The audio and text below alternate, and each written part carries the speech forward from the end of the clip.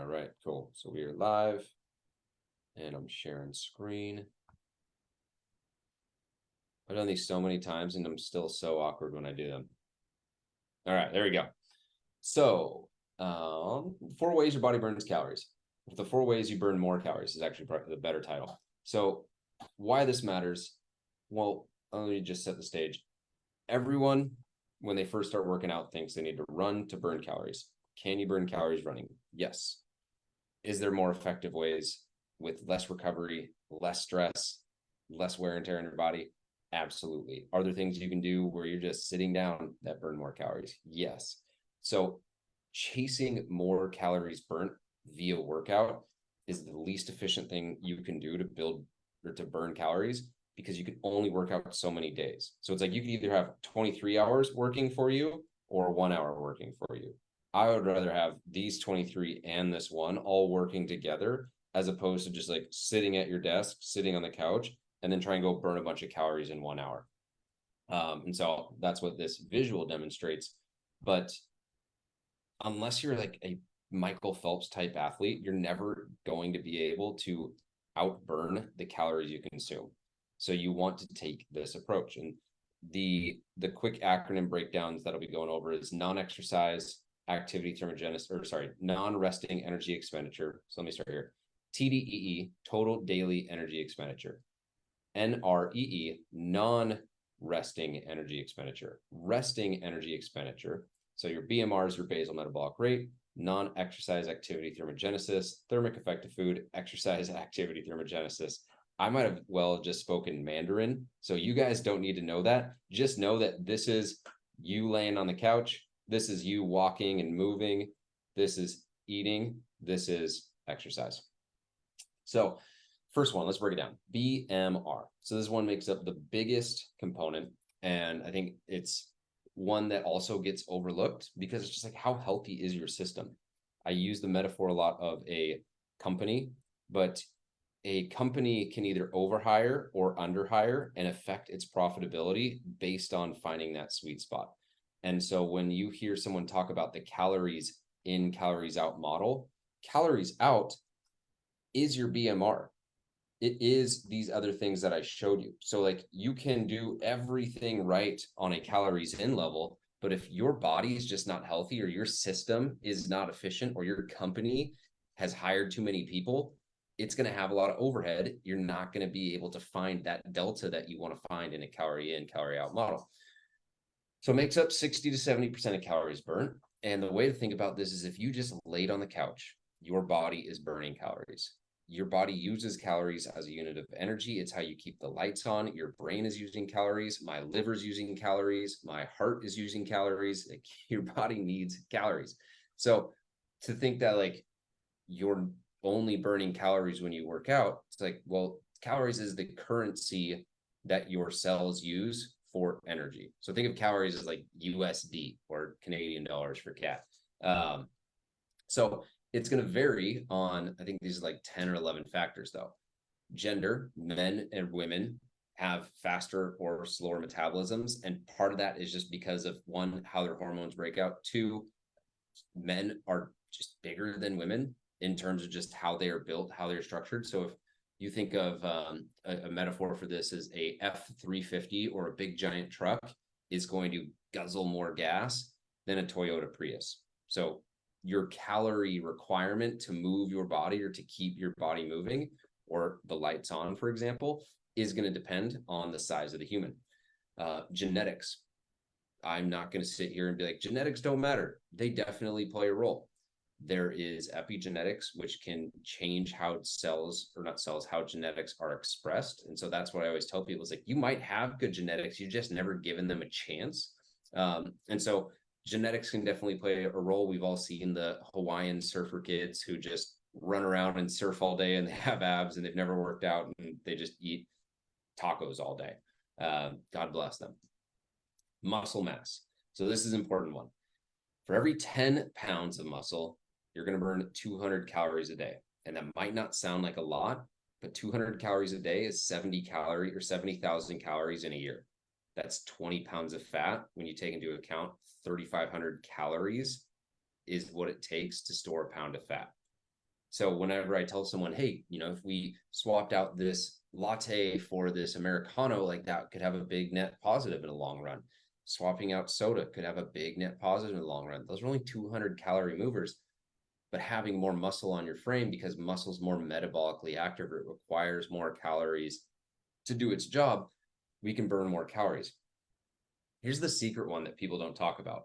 The more muscle you have on your frame, think of yourself as like a storage freight, not freight train.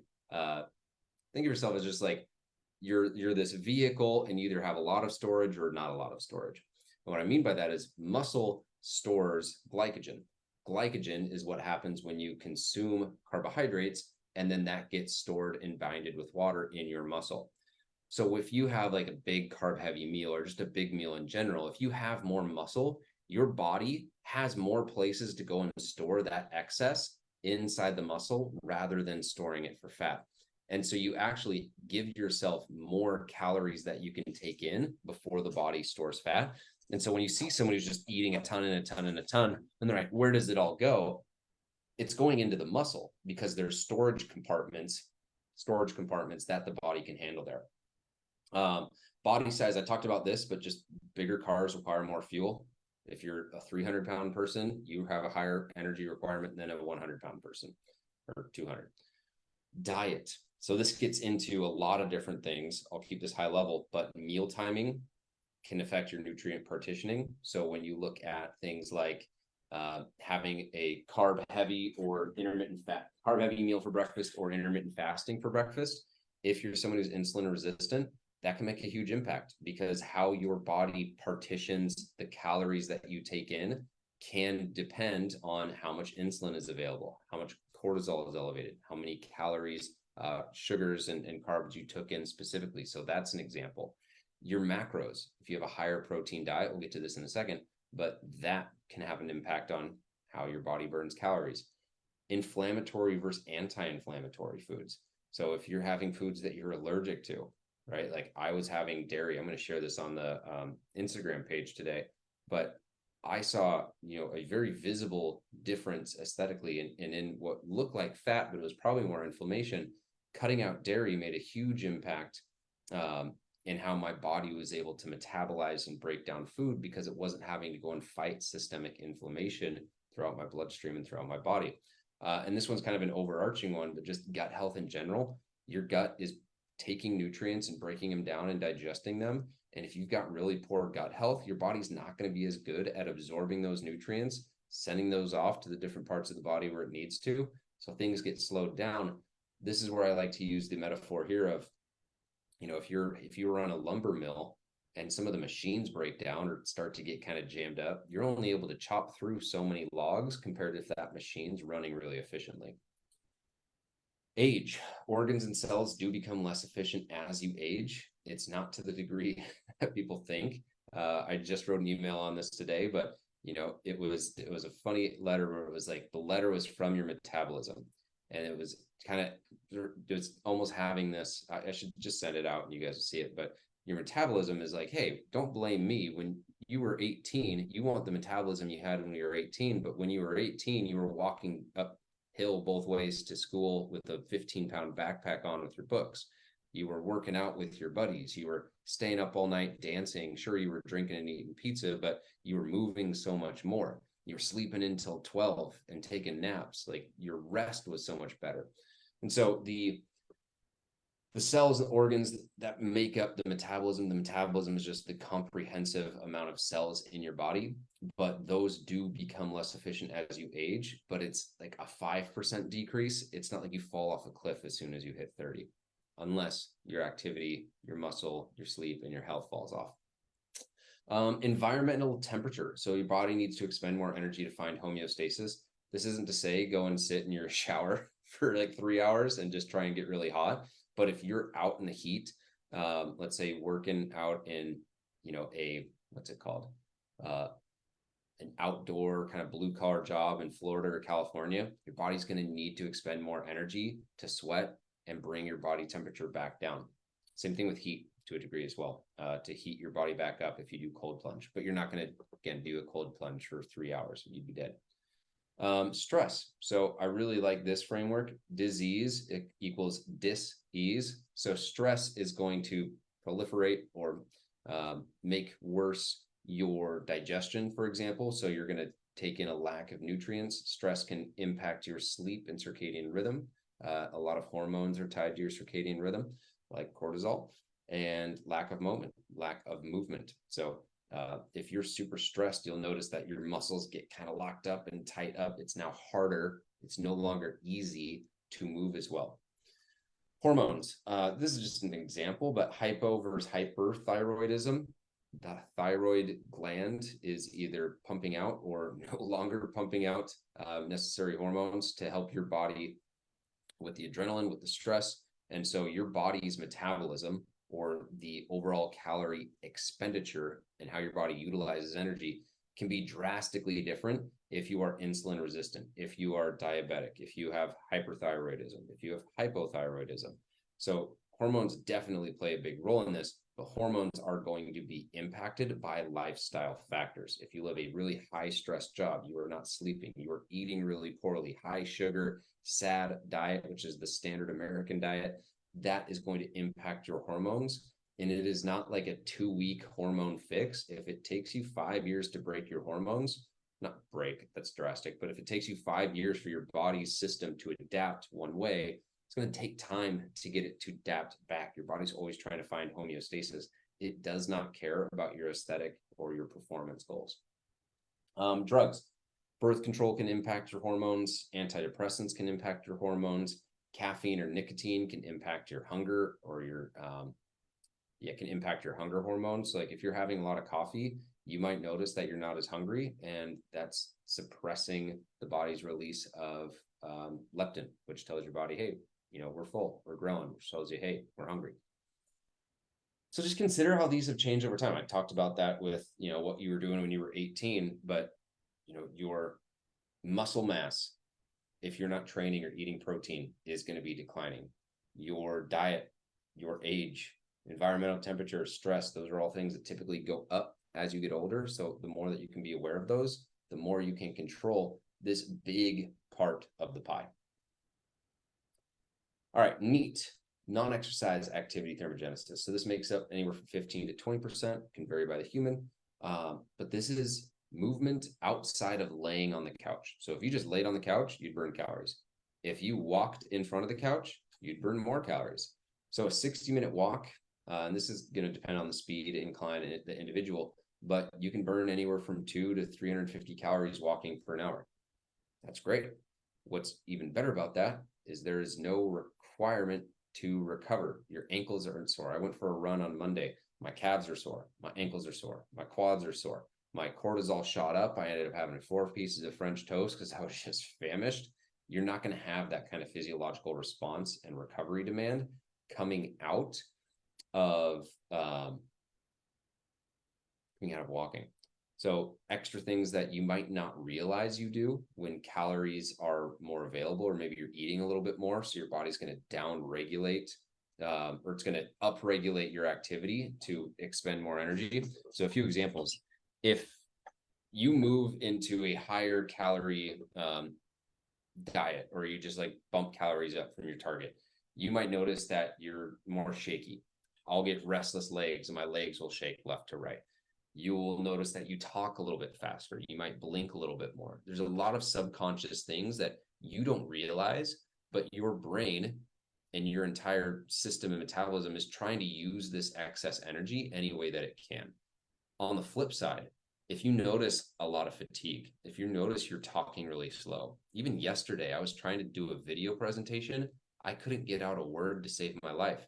I hadn't eaten all day. So my energy was low. My body's available energy was low because calories were low. And so my body was slowing down. It will slow down a lot of systems if energy isn't available.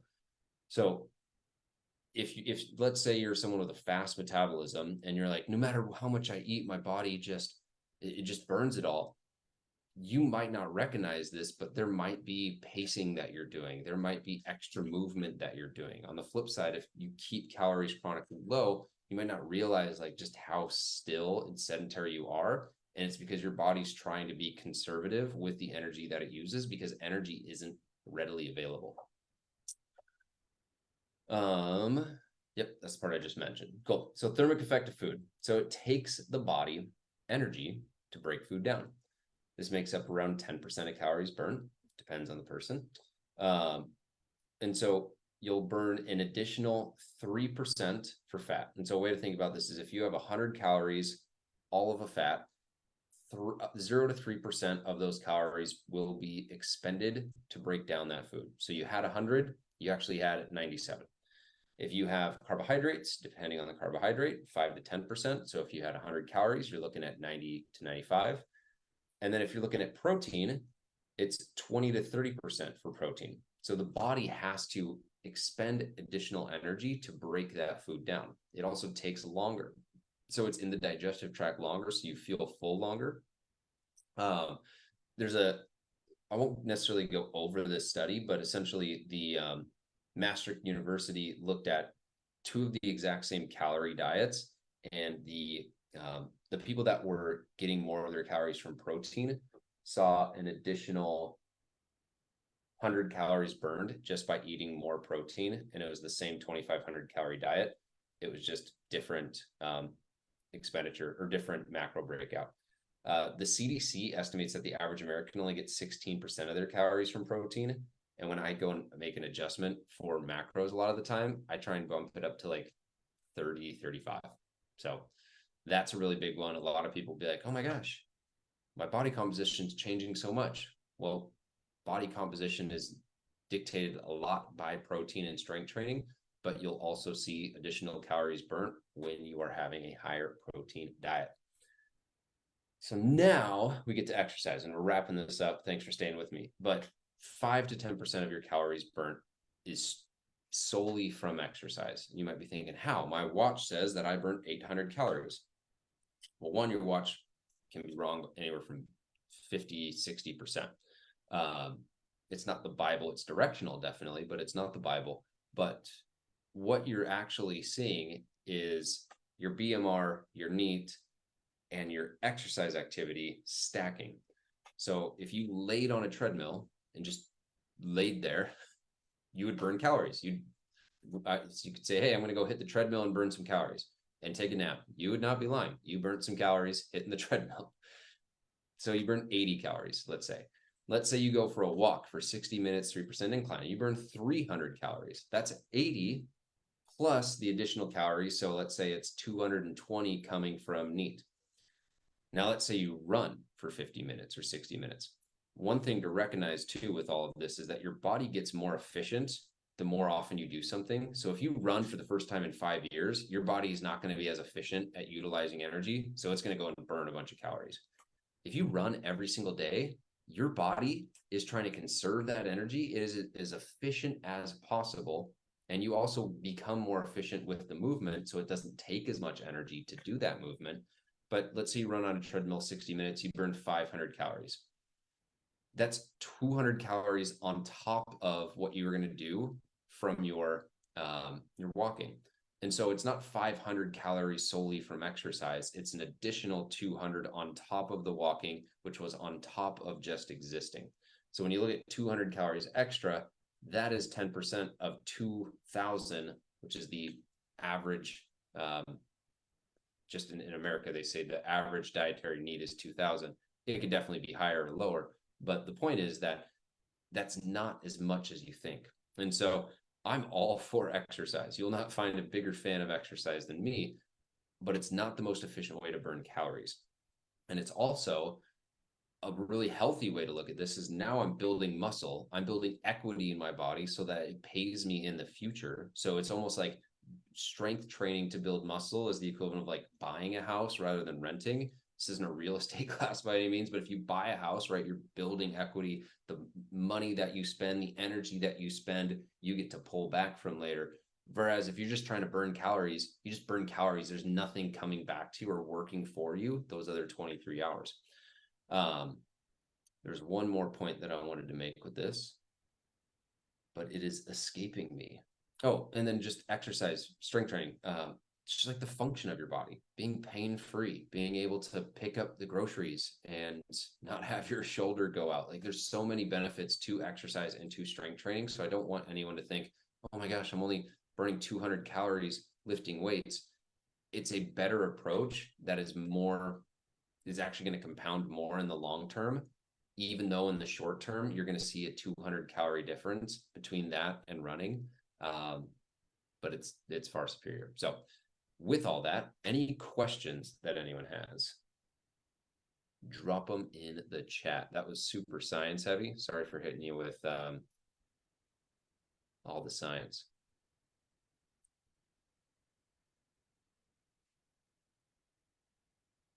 Going once and a half. I have a question for you kind of touched on this of like the difference between the exercise and then just the generic work. How would that difference be with like the labor heavy work? You touched on it with the temperature stuff. Oh, yeah. Like if you're working labor heavy work or it's like outdoors moving stuff around and it's 3 or 4 hours, like, yeah, you're going to burn a bunch of calories. Like you'll burn energy because you're much more active during that time. It depends on what kind of labor and what you're doing. But like that's a great example of like you maybe didn't work out, but you find yourself starving and you don't know why you're starving, but in reality you might have expended 600, 700 calories over 3 hours and you haven't accounted for that in your average daily intake. Does that make sense? Yeah, thank you. That's helpful. Yeah, it's a really common one when people will be like, oh my gosh, like, I eat and eat and eat and can't gain weight. Or what'll happen is they'll say, I'm super active. I don't know why I can't gain weight or I can't lose weight. And here's the thing is like, it's the calories in, calories out model, but you'll get people who are just like so active, then they find themselves starving and then they go and eat 4,000 calories for dinner or, in the hours preceding a big workout.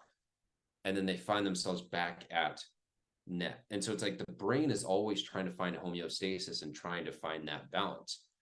And that's where tracking is really helpful, or having a structured workout plan, because then you can kind of figure out, okay, how much do I burn on average each week? Here's where I should set my nutrition. And like it's going to be adaptable. That's why when someone's like, oh, what should my macros be? Or what should my calories be? I'm like, today it should be here. 2 months from now or 2 weeks from now, it could be totally different. And so on the flip side, people will be like, oh, I don't know why I'm always so hungry. I don't know why I'm not losing or gaining weight. And they don't realize just how active they are. I'll work with a lot of like younger military guys and they're like, I can't gain weight. My metabolism's so fast. And it's like, you're just really active, dude. I guarantee you I could put 50 pounds on you if I just tied you to a chair for 3 months and only fed you pizza. Like you will gain weight. It's just, it's the subconscious. We don't realize how much we are inactive or active, and we're going to index more to the side that we are used to being. If we're always used to being underweight, we're going to index to moving more subconsciously. If we're heavier, we're going to index to not moving as much. And so that's where, again, like someone, for the idea of like trying to gain weight for someone might be just like, that's totally foreign. Whereas the idea of losing weight might be totally foreign to someone else. We all just have different set points and different lifestyles that we live. Whew. Speaking of BMR, I need some water. So great questions. Anyone watching this on the replay, drop questions. I'm sure this will have a few. And I will see you guys all next week. No call tomorrow. We are on holiday time, but if you have any questions, feel free to reach out. Later.